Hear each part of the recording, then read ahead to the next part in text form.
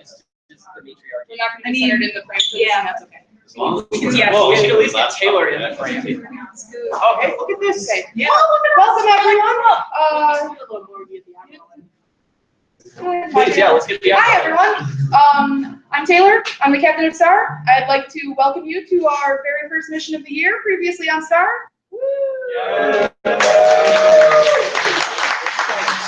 First, I'd like to introduce you to our Admiral, the advisor of the club. This is Admiral Stone. Hi, hello everybody.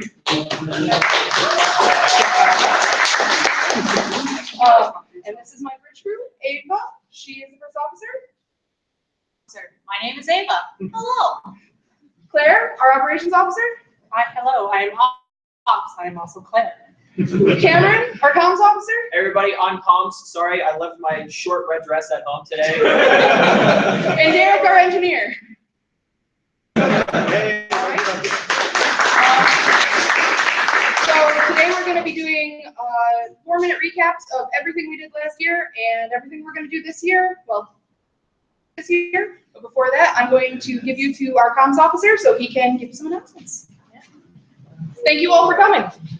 All right, everybody. Hey, welcome to Star. I'm glad to see all these returning people here, and a lot of people I recognize from the club fair, and a couple of people I don't recognize. So welcome, everybody. I'm glad that you can share in this Sci-Fi extravaganza that's coming up. Just a couple brief announcements before we get into the meat of things. If you really like what's going on today, or if you've already are super hyped about the Star, you can support us and get some benefits in return by becoming a member. So some of the benefits that come with that is elections. So the entire bridge crew was elected last year by the members, and every year before that. So you get to decide who runs the club, including maybe voting for yourself. Who knows? Star T-shirts and events like Starfest, you get discounts. So your membership will actually pay for itself if you get involved with the club, which is kind of the idea. So the overall price is $10 for the entire year, or $6 if you just want to do one semester. So if you're not entirely sure and you just want to do a trial, then you can pay $6 for each, or you can save a little cash and just do $10 for the whole year. So non-students, so RIT alum can also become members. They don't have a $6 fee. It's just $10 for the whole year until the next cycle comes around. Anyone who's interested in becoming a member, refreshing your membership, you do have to remember every year. You can visit our lovely Claire there. She's waving. Oh, beautiful wave. So speaking about T-shirts, you can pick those up whenever. We've got a bag full of them right now.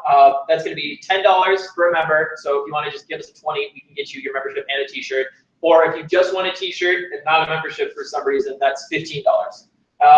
We had a raffle at the club fair yesterday, where everyone who signed up got their name. We just had a random number generator, and the winner is, I would like to apologize in advance, is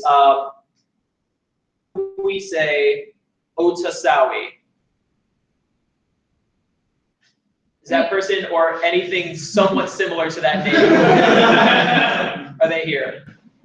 Okay, is it you have to arrive to claim your prize? No, we'll just email them. Okay, we'll just email that person. Okay, well, congratulations to that person.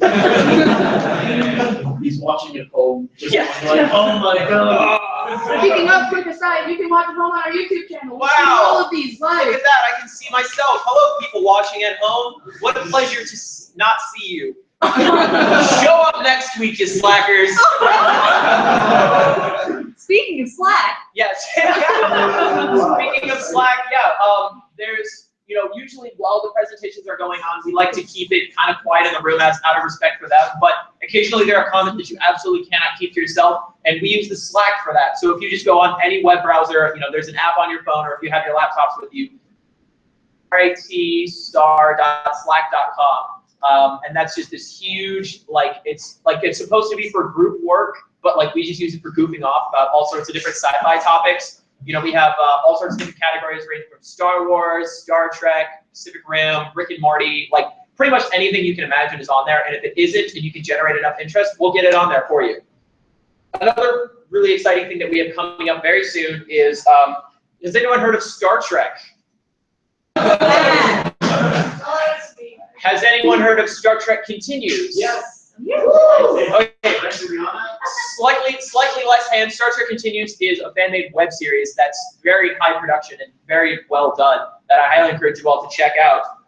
We're actually, and if you do want to check it out, we're holding a screening Thursday, September 8th in the Web Auditorium. That's going to be at 8 p.m. And wow, right after seeing that, Friday, September 9th, the day after, Vic Mignogna, starring as James T. Kirk in Star Trek Continues, is coming here to give a presentation and a question and answer session. So you can, if you're not as fortunate as me to meet the original James T. Kirk, William Shatner, and get a signed picture that you have hung up in your room. And in front of it, you have a model of the Enterprise and a Klingon bird of prey that you worship to.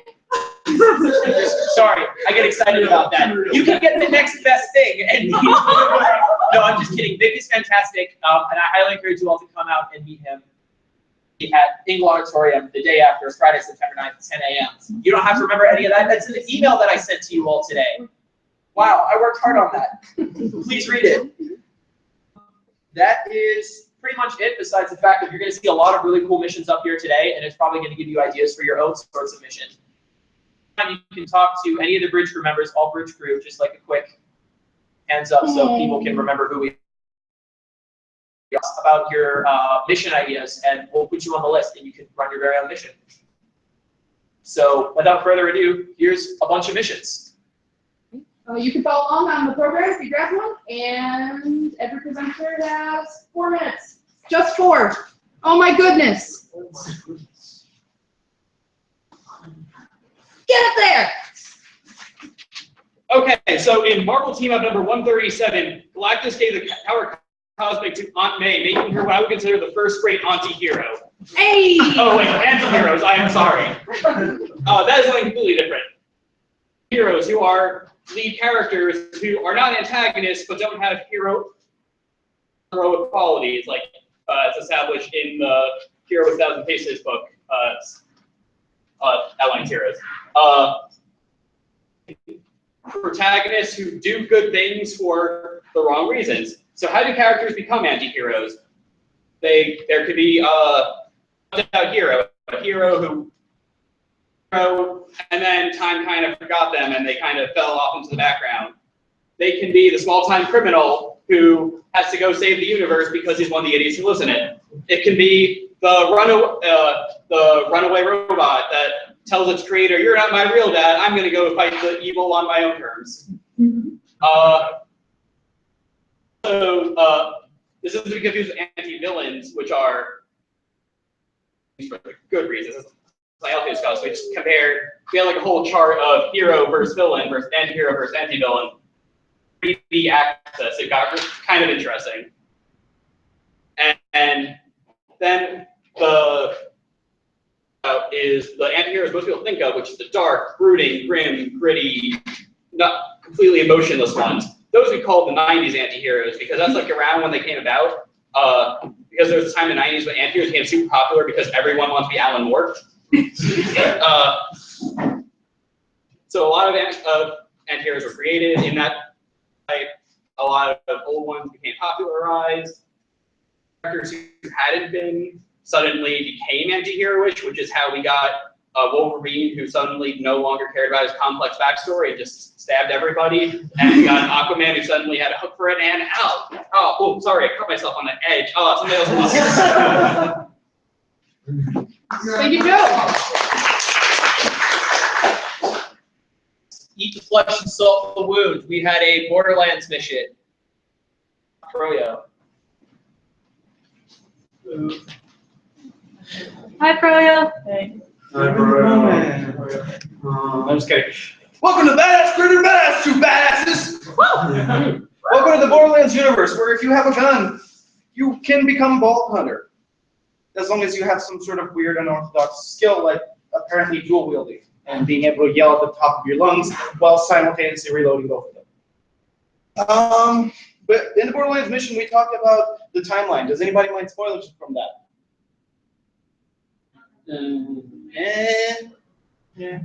All right. So essentially, we talked about how the first Vault Hunters were duped by Handsome Jack into finding the first vault and starting a whole Iridium event that made the planet turn radioactive and make people start getting powers and other things like that. More elemental weapons were created from the iridium and so on and so forth. Borderlands 2 saw the end of Handsome Jack, and then Borderlands the pre-sequel saw the transition between Borderlands to Borderlands the pre-sequel, in which Jack tries to be the good guy, but in the end, you've been working for a bad guy the entire time during that game.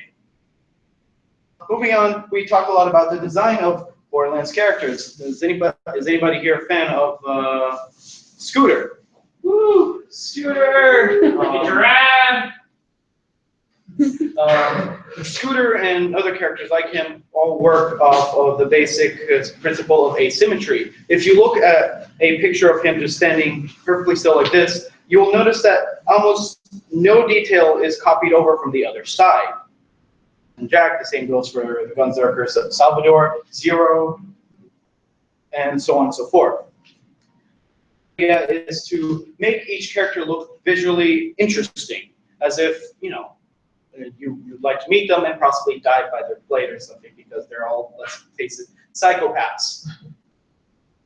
At no point are you actually a hero in these games. You are literally just a treasure hunting jerk who will do anything for money, including, you know, shooting someone in the face because they asked you to. Moving on from that, we also have the whole, oh look, there's aliens from thousands of years ago that have left all these vaults. Into what was their life before us when we explored the universe. In these games, yes, and typically what's in those vaults will probably kill you, or you can somehow command it. That works. That's also not explained in canon. Has anybody here heard of the new U stations? They're actually just, as you would think, originally they were just, however, adding voice lines led many fans to think that the new U stations were actually things that that exist inside of the universe. Present this because they came up with a lot of theories as to why some people just don't come back. To the echo recorders that people use in the Borderlands universe to talk to each other. If you're not wearing an echo recorder when you die, you will not respawn at a new U station. Roland died and he didn't respawn. That's why Jack also did the same, because one, Roland didn't want to be tracked to where he was going, so that Jack didn't know he was sneaking up on his base, and Jack is just has a huge ego and wouldn't think he'd die. 4. Sorry, this wasn't funny. Those are my 4 minutes. Enjoy the movie.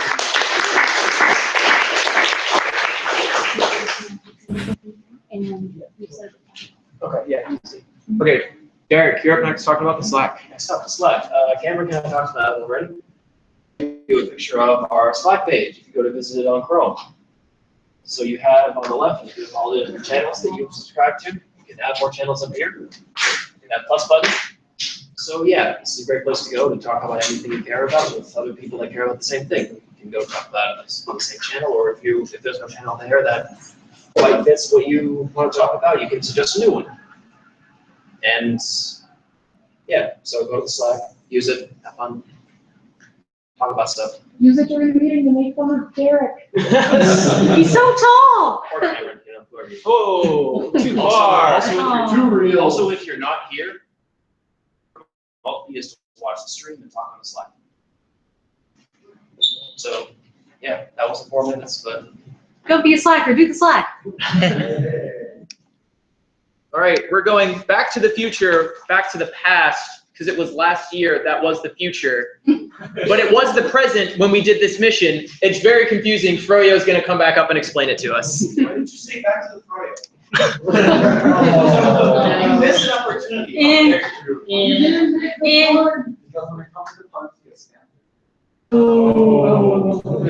Shots fired. Anyways, so I did this mission. Well, I didn't do this mission actually. Now that I think about it.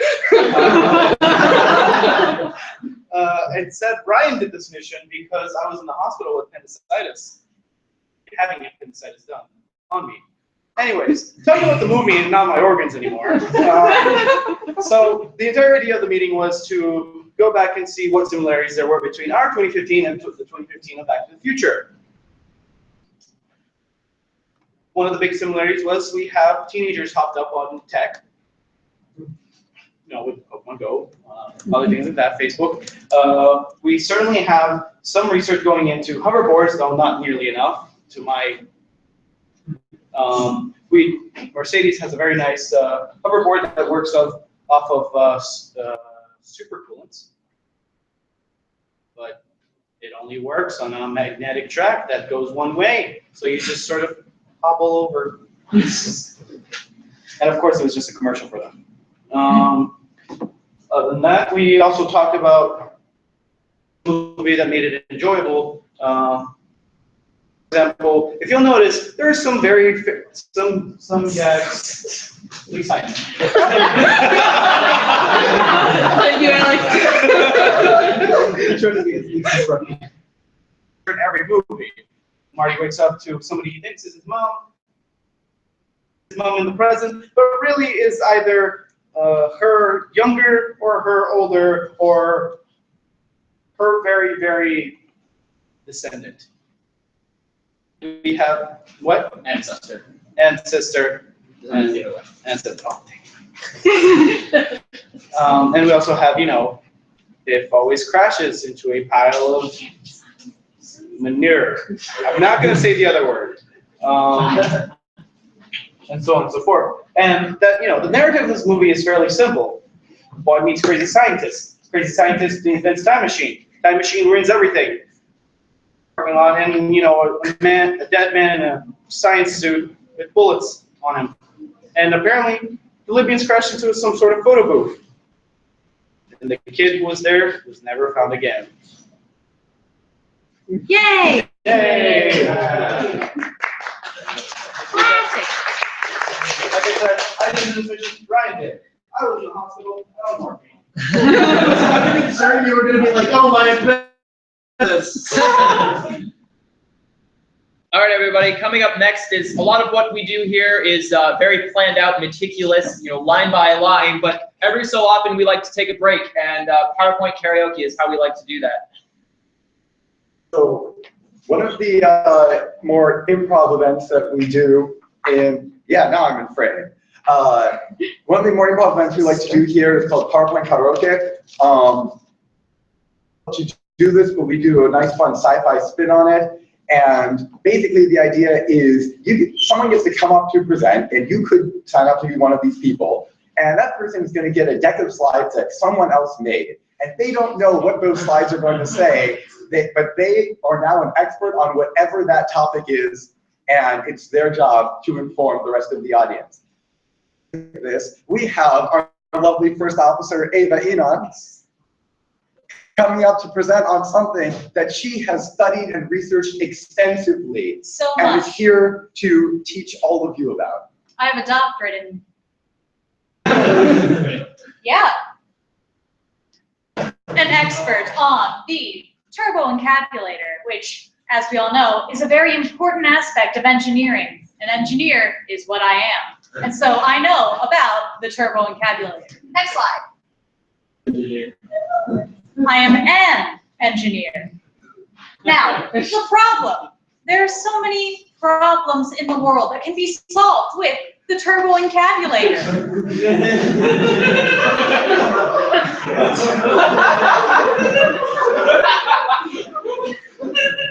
The turbo-encabulator solves all of these problems. The need for transportation that would not only support transmission. I knew that because I'm an expert. There will be so many transmission. It'll do that too. I worked on this for several years. I put it in the slide because I know. I know so much about the turbo-encabulator. Now, we will take a look inside the turbo-encabulator. In theory, you need to imagine it within your mind, as I can. I'm an expert on the turbo encabulator.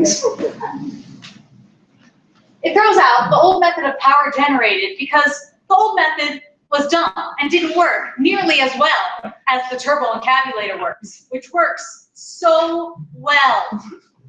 That's why it's great. Instead, power is produced by dyslexia is fun, guys. Power is sure produced. Next slide. Early designs weren't quite as good as the current designs, which are excellent and flawless. Early designs. The early design sure did. The base plate, as it is now it's excellent. It's so great. The turbo encabulator is the best thing. Next slide. In later revisions, it got significantly better because the turbo encabulator is brilliant. As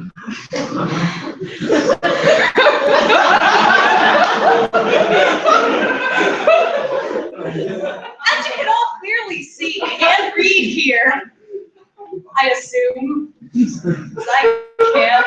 The turbo encabulator got so much better as time went on, and we are still making improvements to this day, even beyond what is said here. Thank you. I'm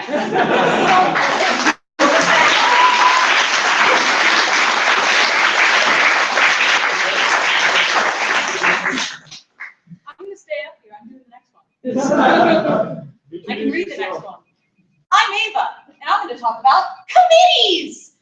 And Star, yeah, that is a woo. And Star, we have a bunch of committees, and we rely pretty heavily on a lot of them to moving that we can't cover alone just in the hour or so that we're here.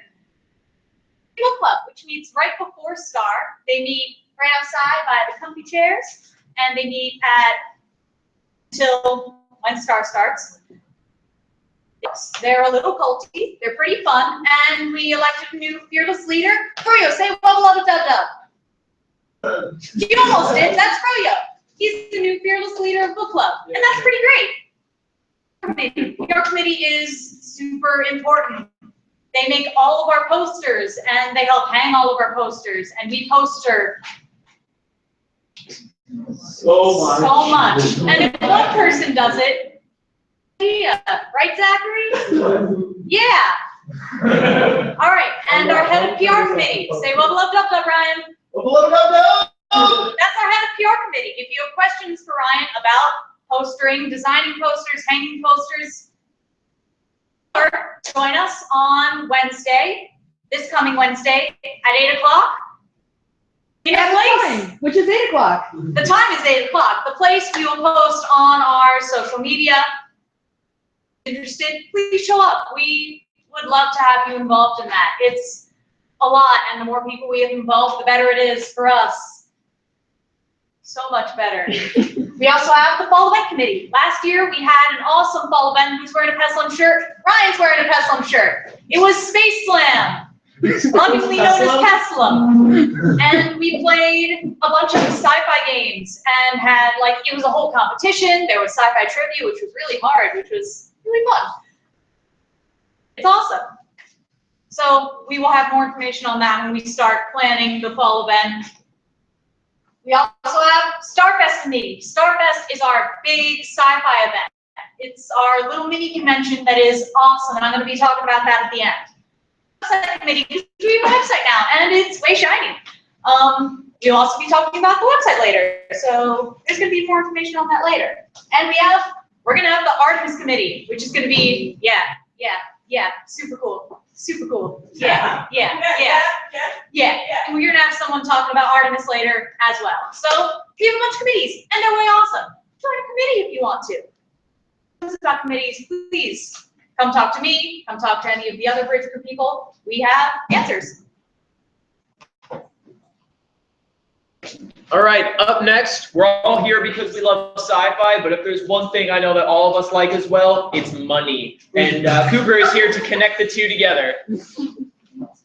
Yeah, I'm like Cooper, and I did a mission on economics of science fiction. I just keep going. It does say stop. See, you're here. We live in a world where everything is constantly dying, and we're running out of everything constantly. You can stop now. So yeah, energy is limited, space is limited, time is limited. Our resources always dwindle, and we're all in a constant struggle with entropy. We die one day. So,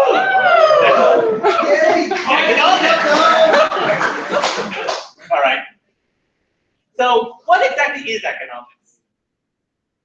Essentially, about how do we manage our limited resources, and that's essentially the systems in place, the marketplaces we make, the regulations we put in place, and simply how people cope with the lack of resources. And we're all coping with the lack of resources. Cheering, but. Anyway, so science fiction essentially asks, one of those questions is, how do people react? How does the economy change when new technology arrives? And, oh, does it? Science fiction taught me that. When like we retard like make stuff like nothing happens. Also, basic economics is essentially the central problem that we all have to solve, but it's the ultimate conflict. The theme of every story. Rag to riches stories, trying to prevent your death stories, that's basically an economic question. Worlds are built in the world, and one element of the real world is economics. So one of the big things I did with that mission was talk about the economics of sci-fi dystopias. Here, knows what this game is.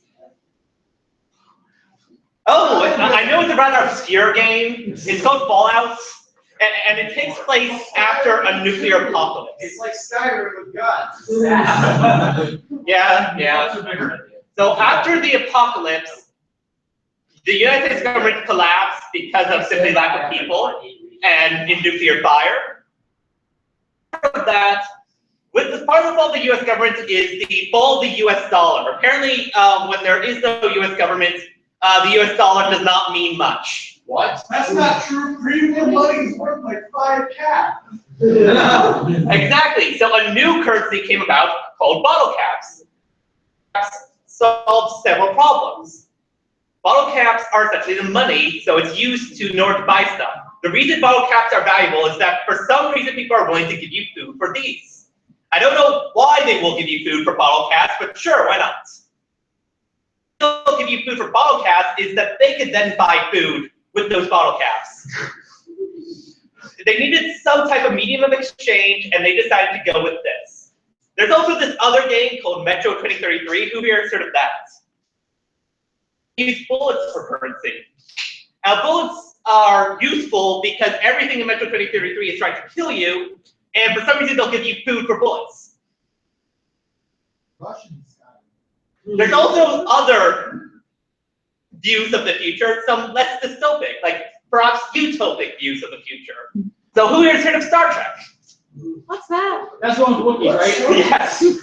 No, Star Trek is post-currency. It says people do not strive to gain more money, and money is in fact a thing of the past. Like I said, everyone's going to die one day. How can money not exist? Communists. In the world of Star Trek, thanks to a technology that allows you to essentially replicate anything you want, everything you need. They're theoretically infinite. They don't necessarily need to be infinite in the sense of you can't get everything they want. Anything on the cheap, money doesn't really mean much, so they can live without money.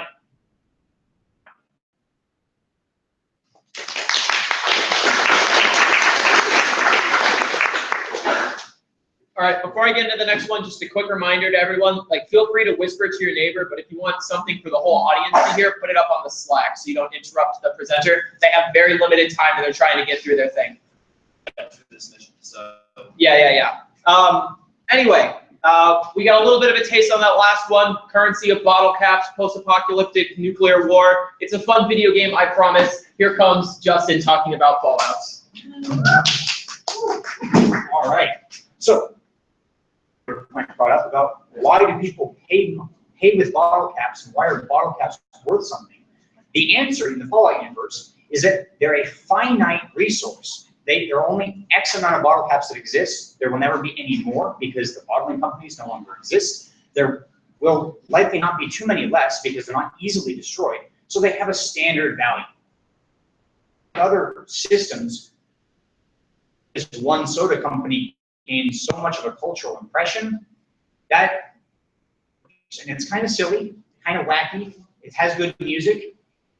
Game. So as we move on to the next slide. Next slide. What? Justin, you have one more Okay. slide? Did you have slides, Justin? Absolutely not. But I didn't know I was supposed to have slides. So when I first came here last year and asked about Fallout 4, it was because it was the day the game was coming out. And we had new and exciting questions like, is this game going to be any good? We all thought it was going to be amazing. Best game ever. The hype train was going so fast, we couldn't actually see out the windows, which is probably a good thing because it didn't really live up to all of the hype. It's an amazingly fun game. I've spent way too many hours into it. I'm at least at 300 right now. I've spent about 20 hours on the Nuka World DLC beta so far, and it's still very, very fun. Is it a good game? The answer so far seems to be no, mostly because it didn't fix any of the issues that we thought it had, because we were comparing it to a game we shouldn't have been comparing it to. Because the last game that Bethesda made in the Fallout franchise was in 2008, and it was Fallout 3. But the game we often compare it to is Fallout New Vegas, which was made by an entirely separate company, Obsidian. And the reason that we all fell in love with New Vegas is because of the characters, storytelling, and the excellent writing, where you got to do things like actually have an impact on the factions that exist in the game.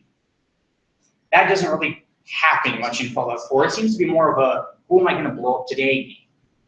All in all, Fallout 4 turned out to be a very fun franchise, and it introduced a lot of new and exciting gameplay mechanics. Establish itself and immerse us in it. Games in the franchise had. I still have to say that Fallout 4 was one of the most enjoyable iterations in the franchise so far.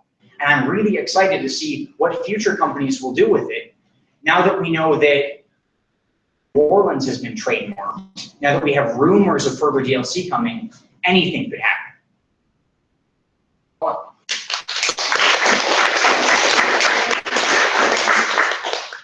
Now we go to the next one. Okay, so everyone. We have wonderful events that this club puts on and goes to other events as a group. So, as you might have heard before from Ava, Space Slam. This was our last year's fall event, and this year's isn't quite decided yet, so if you have an idea, you could join the fall event committee. This one is a bit of a collaborative one, Nerdopolis. That's the chair over there. Kind of, maybe. Sort of, maybe. We haven't really decided. I'm But in anyway. like 5 of the 6 clubs in it, so. Yeah. Anyway, so all of the nerdy clubs, fantasy, sci-fi, the storytellers, RWAG, EGS, everything RET and nerdy goes, and we have a gigantic event, and then fun. Another one is Toricon. It's not really our event, but we go there and we run Artemis. Or it's a gigantic space simulator, spaceship simulator, where you work collaboratively with other members. Then, if you're local, you must know about Imagine RIT. It's the huge event at the end of the spring semester where we, what our club can do. So what we did last year was we got a whole bunch of recyclables and we made little mini robots for kids to make, and that went super well. And then again, Artemis night. This night is dedicated to just Artemis. You might have more than one of those. Might have more than one of them. And those are the events. Oh, question. Is it true that Star also runs Artemis at Rudicon, RY's gaming convention, which is going to be February 24th through the 25th? Okay, you're Ryan. Next. Yes. How do I shameless plug? Well, speaking of shameless plugs, here comes a plug for Ryan's favorite TV show. Oh yeah, Orphan? Steven, you. He's so right though. Oh man. I didn't see that before. Okay, cool. Hi. So I'm Ryan, and I've been weird. So yeah, Steven Universe. We had a meeting talking about. Already. Glad. So we had a meeting. I started by giving a brief recap of the show, the characters, plot synopsis, and then we dove into some of the weirder conspiracy theories, which some of them we now know are just straight not true. We have now confirmed that rose quartz is not a diamond.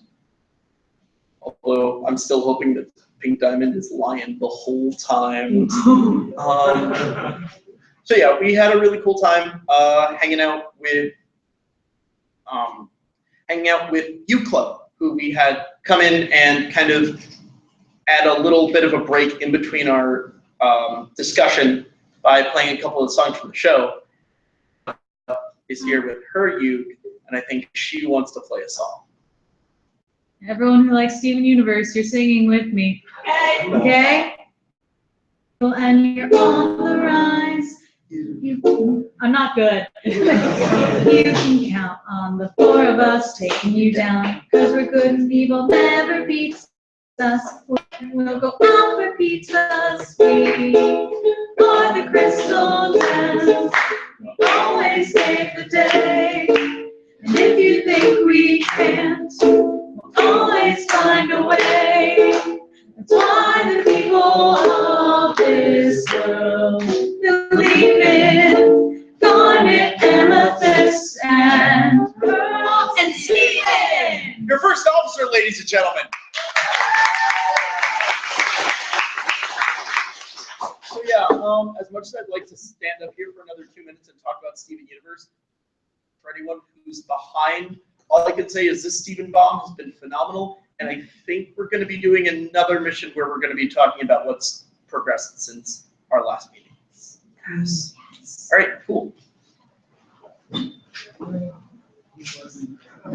All right, moving on from Steven Universe, we have another sort of tiny underground sort of thing that not a lot of people have heard of. Fortunately, they're coming out with another one this year. I'm hoping it does just a little bit better than the one previously, because that would just meet all of our expectations. You know it, you love it. Star Wars Hype Fest is inbound.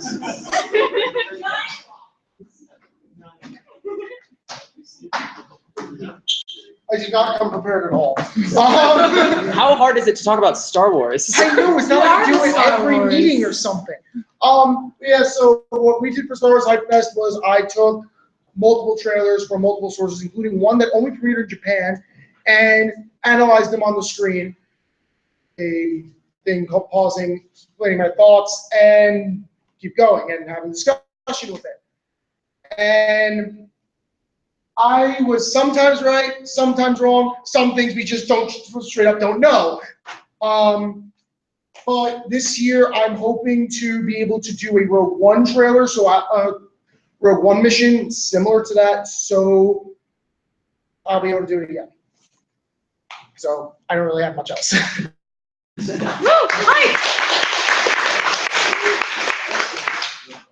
So you guys have heard a lot about this over the course of the night. Thanks for showing up. Thank you. About the course of the night, Bridge Crew has brought it up several times already. You're going to hear about it more in depth. Here's Derek talking about Artemis. For those of you that have not played it before, it's a spaceship bridge simulator. You sit on the bridge of a starship and you man one of between 3 and 5 stations, depending on how many people we have.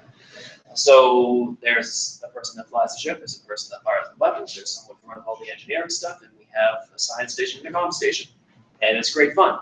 And we run it at most of the big on-campus events at RIT.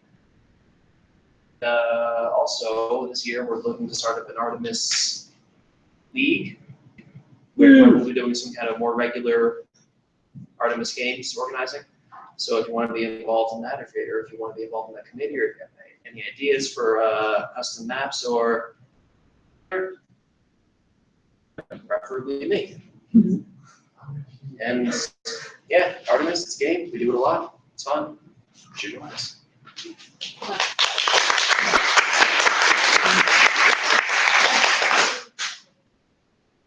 All right, up next is our resident program coming to tell us all about the various robots and droids in sci-fi.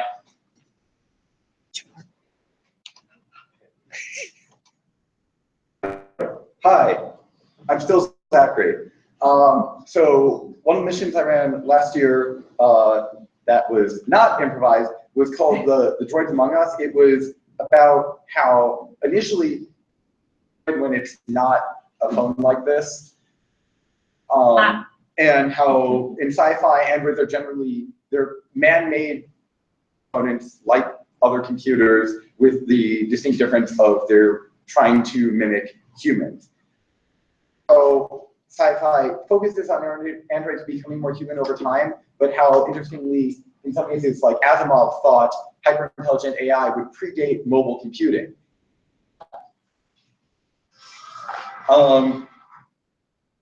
We then moved on to how real-life androids might come about, because it's really the convergence of a lot of technologies we already have. We already have stable biped mobility. Companies like Boston Dynamics are working on this, and they're not quite at the level where it can be quite as agile as a human, but they're getting there, and they're getting there pretty fast. Natural language processing, as anyone who's talked to like the Google Assistant or Cortana knows, and if you talk to Cortana, you know text-to-speech has also come a pretty long way, but it's still better at pretending to be a human that's pretending to be an AI. The advantage over Siri and Google that it's mimicking a character whose voice in the games is already modulated to sound more robotic. But that said, Google is one of the companies working on creating a new, more realistic voice. So we're getting to the point where computers will sound more and more human. If you bring that all together, the final component that you need, where we're still not hitting the mark, is things that look human. And right now, robotic faces are still in what's often called the uncanny valley. You hear about this with computer graphics also, where faces look sort of human, but not human enough, and it's kind of unnerving. I had this complaint initially about like motion capture in movies like The Polar Express and Tron Legacy, where they like reconstructed young Jeff Bridges' face, and it looked convincing sometimes, and other times it was like kind of unnerving. And androids are rejected is because of the racist stereotypes perpetuated by stories like Portal and 2001: A Space Odyssey and Terminator and The Matrix and others, that robots are only existing to come and take our jobs. And no, that was something else. Are coming to, like, they're going to destroy humanity. And really, if you think about it, like, yeah, a robot could kill people, but a person could kill people too. And a person, as we've seen in stories like the story of Mega Man, a person could use a robot to kill people. And that's probably how robots are going to kill people, not because they turn evil. But the other thing is that despite that, development of robots is still going to progress. And we're going to get those more and more realistic androids, like the ones we've seen in Star Trek and Terminator. And as much as there might be the Terminators, we're also going to have the Datas, the androids who just want to like fit in as their own robot race. We have struggled as a species at accepting other human races. We're getting there, and I think we'll get there with robots too. And that's sort of how the mission ended, with outlining this future where humans will eventually accept the robot race. Future where that happens, where we develop technology to the point where it can live among us.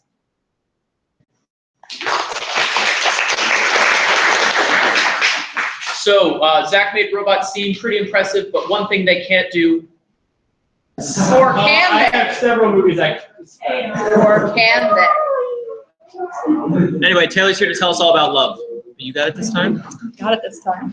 All right, so I 2 years in a row have done our Valentine's Day mission. Last year I did romance and sci-fi. We started off by talking about what exactly is it that makes a good love story. We talked about things like the rapport between the characters. They need to be able to get to know each other. As economics talk, there needs to be conflict to be a good story. They often go through all kinds of things together. And then we went from there into things in sci-fi affect love stories, make really interesting love stories that are specific to sci-fi. We talked about things like mind-to-mind communication, like the drift in Pacific Rim or mind melds in Star Trek. When you can read your lover's mind, things might be a little bit different. We talked about time travel. You can create really just compelling love stories with time travel. If you know the story of the Doctor and River Song, it's very heartbreaking and beautiful and complicated and weird. Sci-fi. Immortal characters make some of my favorite sci-fi romances, like Jack Harkness has some great romances, and I understand that he's not exactly immortal, but to a certain extent, Steve Rogers as well. AI and androids, as Zachary was just talking about, even if they can, they're really different from us. Yes. What? Tasha Yar says yes. Tasha Yar says yes. Wally says But what yes. happened to her? Wally says yes. Wally does say yes at the It wasn't door. her fault. Even if not, they're very different from us, and we have to consider that. If your significant other is an alien or from a different planet, there might be significant cultural conflicts, which we do see in real life, but are really exploded by the fact that you have like several extra limbs. Memory manipulation. We can see some of this in films to a kind of darker extent. We can also see it in an episode of The Next Generation, where Jean-Luc Picard lives an entirely different life with a wife and everything that he loved, but it was just his memory being manipulated. Clones. What if your lover is cool, but there's two of you? I can't even tell you what I'm thinking right now. The Doctor has this happen with him. Riker has it happen to him in Star Trek Next Generation. And now, as I have a minute and a half left, I'm going to do exactly what I did during the romance and sci-fi mission, and explain to you with these kinds of things exactly why Kirk and Spock are the perfect sci-fi romance. I've got a minute and 15 seconds, guys. Okay, all right. First of all, they do a lot of stuff in the show. One of those things is in the naked time, they talk about their feelings.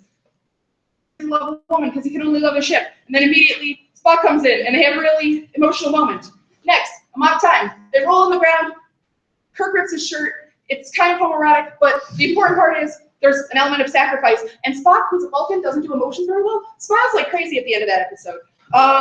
Turnabout Intruder. Captain Kirk is inside of a woman, Janice Lester, I believe.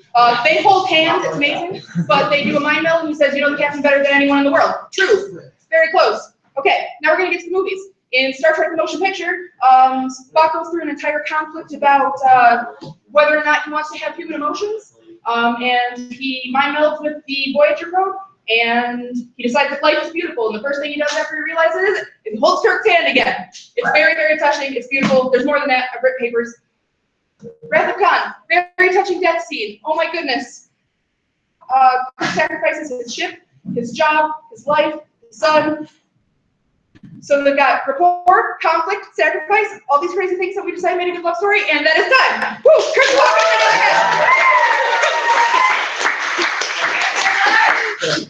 Hey, I'm doing the next one too. Nice. Star last year, and we did before, but last year we had really great opportunities to work with a lot of the other organizations on campus. We had some really good collaboration missions. We had an awesome one with RIT Improv. It was super fun. We played a lot of great improv games. Very funny, hysterical night. We did multiple collaborations with RWAG. In the past, we've done a mission, not last year, but a mission about sci-fi board games. That was last year. That was last year, never mind. Sci-fi board games. We also had board game days on Saturdays, and we also were their convention, running Artemis, and they were at our convention. Youth Club, as you saw from our Steven Universe mission, they came and did a mission with us. They're very fun. They like Star. RIT cosplay troupe, we went to Snowfest and did our best there. And they usually give us a judge or two whenever we do any kind of cosplay contest at Starfest, or usually we do one around Halloween. Storytellers, we went to their meeting and we did, and by we I mean Zachary, and we did what I hope was a really compelling time travel. It was really good. It was good. It was good. Yeah. And so we worked with a lot of other clubs on campus. It's a really big goal for us to continue to be able to work with other communities on campus. If you're a part of the community on campus and you're like, hey, start to do a cool thing with them. And we should figure it out, work it out. Yeah, so a lot of the things that we do couldn't be as cool without other RIT clubs, and we do our best to make their stuff more cool too. It's really awesome. Thank you.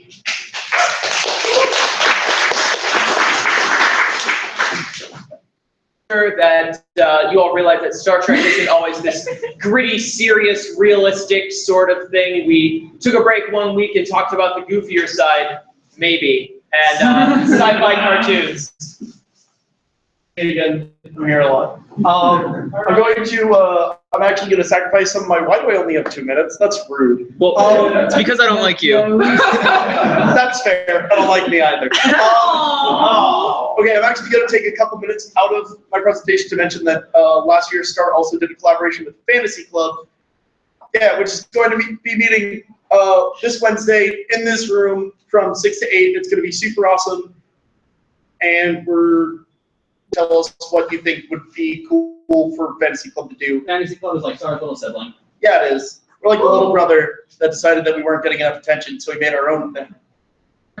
With blackjack and hookers. Late night sci-fi cartoons. Okay, so a lot of the sci-fi cartoons, the parodies, a lot of, like, there were the cutaway jokes on Family Guy. There were always, sci-fi is such a huge part of our culture that it gets parodied and satirized. But specifically, we mentioned Robot Chicken. If you haven't watched Robot Chicken Star Wars specials, they're phenomenal. But beyond that, all of the Star Trek ones, specifically the one about and a medical condition. I'm not going to get into more detail because this is a family-friendly club, but it's amazing. I recall there's like one time there's like an opposite version of that. Yes, that was awesome. So then we had Cooper. Cooper, raise your hand.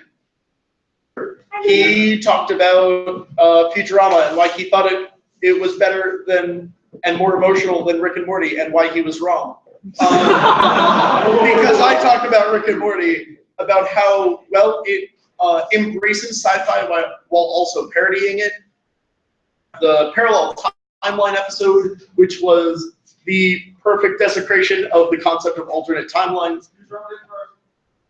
Not nearly as good. I guarantee the hours that it took for the animators to visual universe. We talked about how deep and emotional the characters get because they all feel very much like real people. Horrible people, that doesn't count as adult sci-fi. They all count as, they all make you feel as though they are real people and they all have flaws, and a lot of them are kind of terrible, but you love them anyway because they try. And we talked about what could possibly be happening next year. Does anyone care about spoilers for Rick and Morty? Yeah. Please don't Catch up. Catch up. We all know. Oh, okay. Those of us know. Okay, cool. So we left. Fine. There are things that happened at the end of the series that made us really sad, and we want to know what happens next. So I only have 50 seconds. So.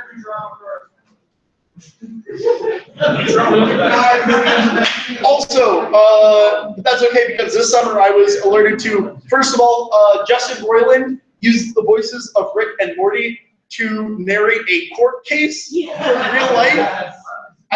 It seems as though some of you have seen it. Go to the Adult Swim YouTube page. It's there, and it's amazing. The defendant has a constitutional right to be a dumbass. It's something that a real judge said to a real person. So a 100% improvised episode of Rick and Morty done by the cast sitting in a circle, and it was absolutely terrible, but it was really, really fun to watch. There's also, I was just getting to that, I have 8 seconds, there's a Rick and Morty comic book that is technically canonical, but it's in an alternate universe, so nothing they do matters, but also it's amazing. And there's a spin-off about Summer, Mr. Fuji. What if actually put that improv session at the start of the Rick and Morty movie? So what we like to do is, well, most of our missions take place here in this room or some variation of this room. We get the other side sometimes, and it's great. We also like to take it off campus and do some away missions sometimes. And Claire's here to talk to you all about that. Yeah, so away missions. At the beginning, if you are a member, you get perks. One of these perks is that you get discounted tickets to these awesome movies, such as Hopefully discounted. hopefully discounted. It's not like Yeah. buy the ticket for you, so you don't have to go get it, and it's still awesome. Convenience. It's what every college student loves. So last year we went to see Iron Giant. Signature edition. Signature edition. That's correct. And then Deadpool was during Valentine's. So it's a very romantic love story. I would recommend take your significant other. This movie, I don't know if you guys have heard of it. Some people are really into it, but I don't know. Star Wars: The Force Awakens. Yeah. Yeah. And then, of course, the big Marvel hit. Last year we went to go see Captain America: Civil War. Iron Man! We all know that Steve Rogers being kind of a dickhead. Okay, so we have some plans next year, sorry, not next year, this year, for a couple movies, such as Doctor Strange, woo, Rogue One, woo, Lego Batman, yes, Ghost in the Shell. No, okay. It's great, it's interesting, it's cool, hopefully it won't suck. And then Guardians of the Galaxy. How's that movie about the underwater people, the mermaid people? Yeah. So, Be a member and come see these awesome movies with us, guys. yay!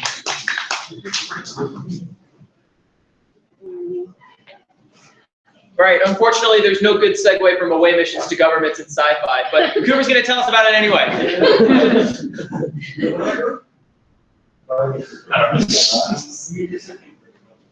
Wait, you already started the time?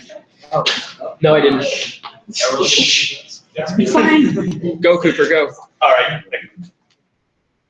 So, like he said when I was talking about economics, we're all going to die one day. This is what happens to us in the meantime. So, government is essentially a system of controlling or managing or maintaining a group, like a state, a country, a science fiction club, maybe even a world nation. And it's a system of rule, and it's basically a system of management. And this isn't a good or bad thing in and of itself. I'm not trying to be about keeping people in check or people around a common goal, and that involves management. So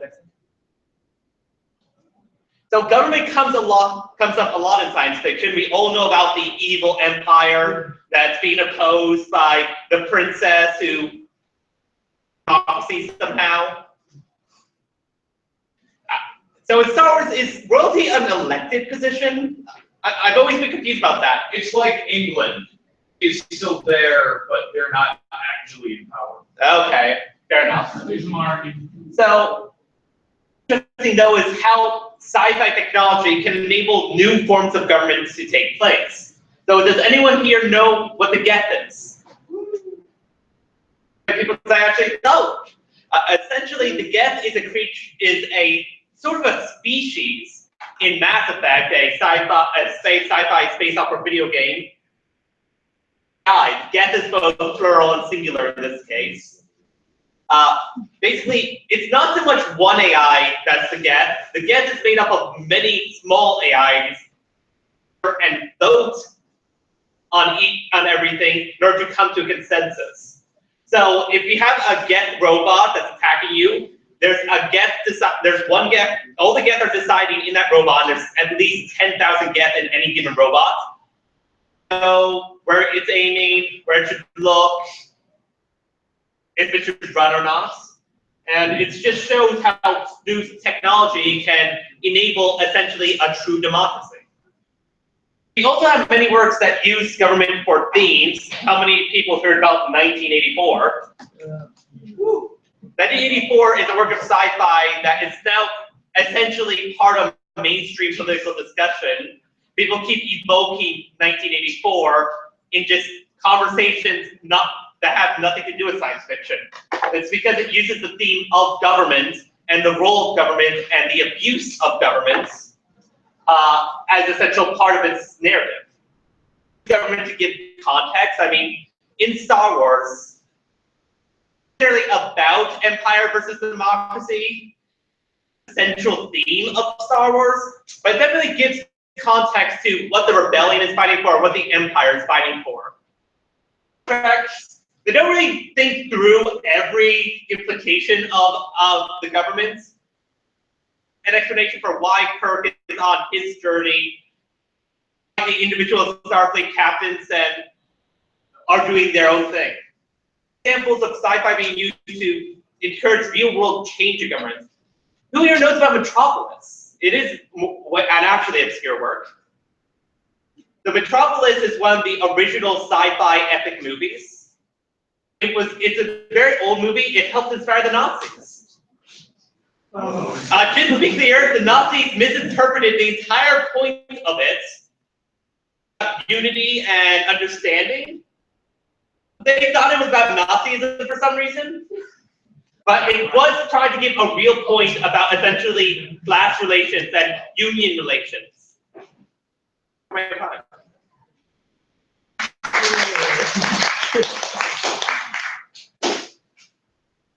All right, everybody. Just like Sci-Fi uses government, Sci-Fi Club also uses government. The Bridge Crew is your government. We control your information, and we control that information through handy social media websites. So I've got a couple of them here on this slide. They're also on that email that I sent you that I worked so hard on, and I hope you senpais noticed me. On the back of this handy dandy little sign in. Yeah, you're fine. It's also on the back of this handy dandy little pamphlet. That's right next to the sign in. That's right there. Sign in. He was here earlier. Okay, he's fine. Yeah, you can sign in and then you can grab this pamphlet that I'm talking about right now. So just let us know that you were here because we like you and we like to be here. Now Yeah, we know we like- you're here. Yeah, we like to know like how popular we are. You know, Most of that. that's a major concern. You know, we want to show off all the other clubs, how cool we are. Members. Anyway, yes, so right on the back here at the very bottom, we've got a lot of our social media websites. It looks like there's just about all of them, but not quite. And the ones that are not on here are once again in that email. Come check us out. They're really well written and like really poignant and enlightening, and your day will be brightened by these various social media. I promise. So on to the interesting things again. We have Ryan coming to tell us about the opposite of government, anarchy incarnate, zombies. Can I have the future? Thank you. From the dead. Hi, I'm up here again. So for most of the meeting, I basically bragged on and on about World War Z and how awesome of a book it is, and how it's not only a great revitalization. Look out! So that's one way to kill a zombie. So we. You're in there. And that's why you always double tap. So really, because science fiction is like exploring possibilities, I think that World War Z does the most interesting thing with it. The author definitely put more research into how would the world actually react to a zombie apocalypse than. I know. Like China, Russia, like it's actually like I never watched the car kind of like almost insulting that. I'm not gonna lie, I don't it's, like that. yeah, it was pretty bad. I do appreciate the, I don't know, the human nature of the book. A lot of the panic, oh god, the group of wealthy people on Long Island, which felt,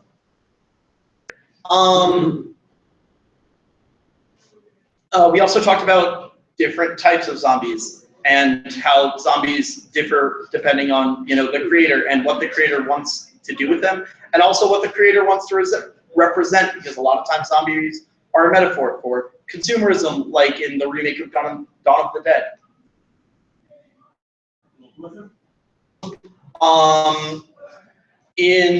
Or as a boring action antagonist, like in the movie version of World War Z. Let's see the movie, it's mediocre. It also has absolutely nothing to do with the book.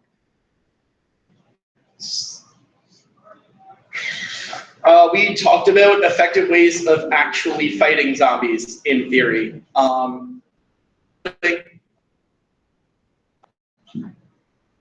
Although that's also what kind of zombie you're in the world. So yeah, that's about everything. Zombies are cool. Also, something humans versus zombies.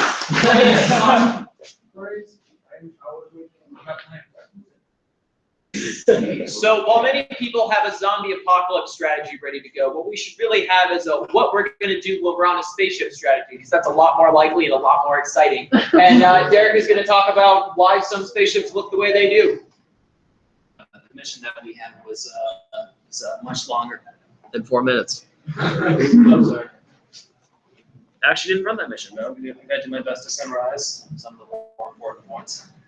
So we're talking about a couple of different general methodologies behind starship designs. We have 2 great examples right here. With the Star Destroyer, you see the design inspired by real military naval vessels. You know, you have the gunmetal gray. Its ship mounted cannons has a fighter bay. The ship doesn't really do a whole lot of moving around in battle itself because it's the size of a city and it can't really move that fast. Which, for some reason, those ships can move around and they can actually turn around without requiring the size of, you know, an area the size of a moon to, and, you know, some hand waving, techno-babble, impulse drive, whatever. But, you know, they each, but yeah, an example that I actually like, Battlestar Galactica. So if you remember from that show. Yeah.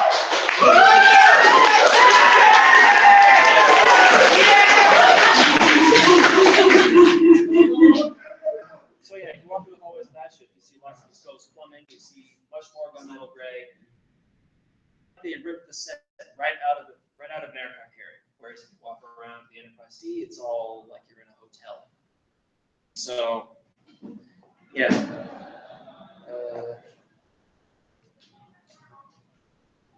So yeah, it's a couple of the general ideas that we talked about, or that Justin talked about. He ran it, I didn't, but. Do you even remember running that mission? Yeah, I remember. It was a great mission. You did a good job. It was a great mission. I was watching on the stream.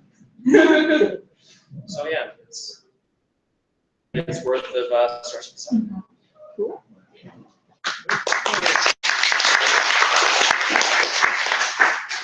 All right, so most of the missions that we ran, you know, we skipped over a couple other ones that we did.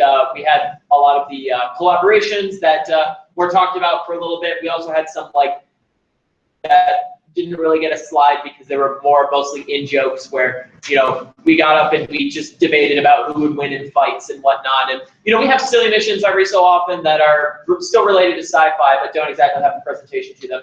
They are a lot of fun as well, and you'll see pop up over the course of the year. But to wrap things up for today, Ava's going to come up and tell you about our super awesome Starfest events. Super awesome.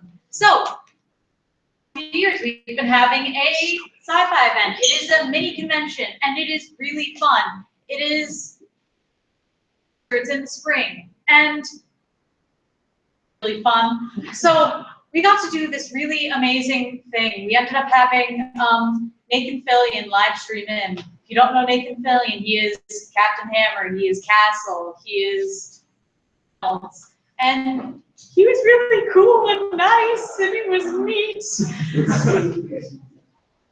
Also at Starfest last year, we had R-Right came and they hung out and they ran 4 games. We had sci-fi video games there, which was really fun. We ended up having vendors come in and sell sci-fi related things, which was neat too. We had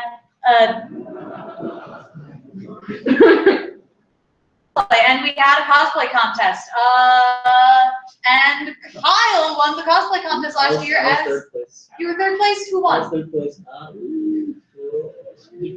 Royal won. Royal won. His costume was really cool too. Reese. What's another way? Reese. You won.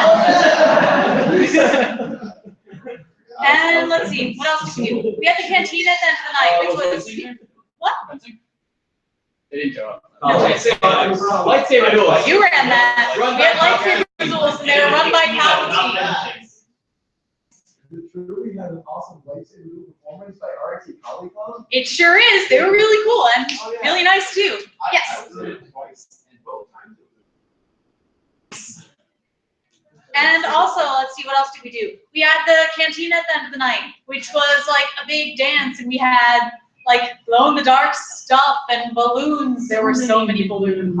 So many balloons. Too many balloons. And it was really fun, and we're gonna do it all again, and it's gonna be really fun. You'll hear about it later in the semester. That a lot. It's gonna be fun. Yay! PR committee, please. It's great. We're gonna be stickers this year. There are gonna be stickers this year. There is a sticker incentive. All right, so that's it for our recap mission. If you come back next week, same bat time, same bat channel. I'm sure that's Sci-Fi. Those gadgets don't exist that Batman has. Yeah, if you come back, we're going to be running, that's the cyborg mission. Yes. So yeah, we're going to be doing an actual mission, much like the ones sort of detailed here, but this big in-depth conversation about everything cyborgs. Claire are going to be running that for us. It's going to be a lot of fun. So be sure you come back here then, 7 p.m. Bamboo Room, SAU, as I screamed at all of you many times at the club fair. Meanwhile, yeah, don't forget, if you like the club, if you like what we're doing, if you want to help us out, go ahead and become a member. You can talk to Claire about that. Raise your hand again, Claire. That's that one. Talk to her. It's awesome. You get all sorts of perks. It pays for itself. It's the best. Taylor wants to tell me something. You can now pay with credit card. Whoa! You don't even need cash money. All right, so yeah, there's that. Also, don't forget about your T-shirts. We've got a couple T-shirts for you guys if you want to wear them. Is anybody wearing their Star T-shirt today? I'm disappointed in all of you. Ryan, that's not a Star T-shirt. That is Teslam. That pretty much wraps it up for today, everybody. Thanks once again for coming. We hope you liked what you saw. Remember, this mission was a little bit a-traditional, so be sure to check us out next week as well for a taste of what's actually in Star. Feel free to hang out and talk with all your new sci-fi buddies, but otherwise, we'll see you next week. If you want membership, discount. I would enjoy Let's shut off yes. Let's shut off the stream here now. Bye guys. Think about donating to Star.